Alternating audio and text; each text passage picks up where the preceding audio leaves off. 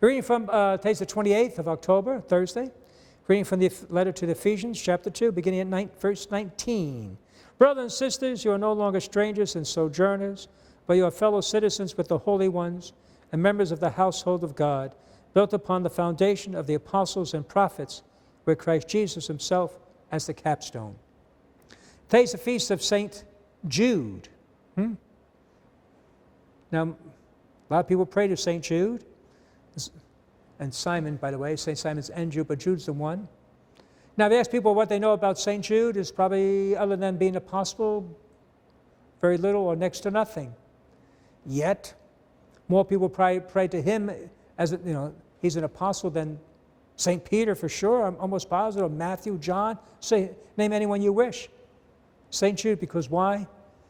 He has the one thing that we all deal with in life, the impossible, He's the patron saint of the apostle situations. When things look hopeless, people pray to St. Jude. And that's why, he's most popular. Because in our human condition, we face those in our life.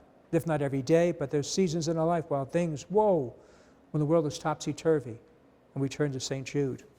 It was more than 70 years ago, Danny Thomas, remember, well, maybe too young or by the right age. He was a singer, entertainer, and had a TV show which was quite popular.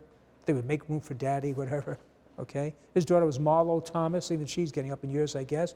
That may not help any younger ones, but anyway.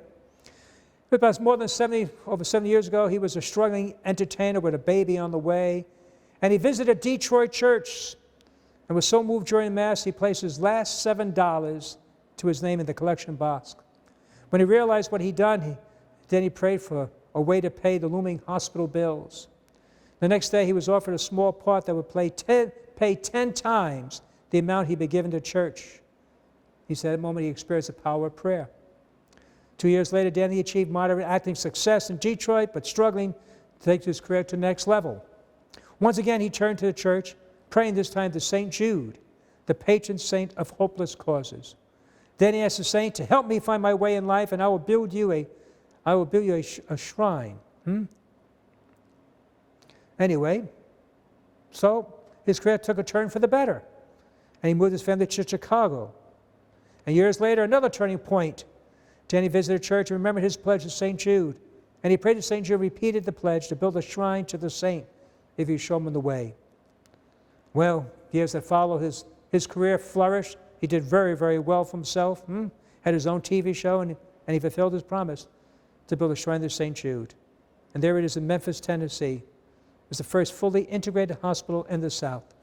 He and others joined him. So you might have heard of St. Jude, the hospital. It came from Danny Thomas, who felt that St. Jude interceded for him on his behalf, and God blessed his career. And so whenever we're facing hopeless situations, maybe to seek the way of prayer and trust in God, for all things are possible. God bless you.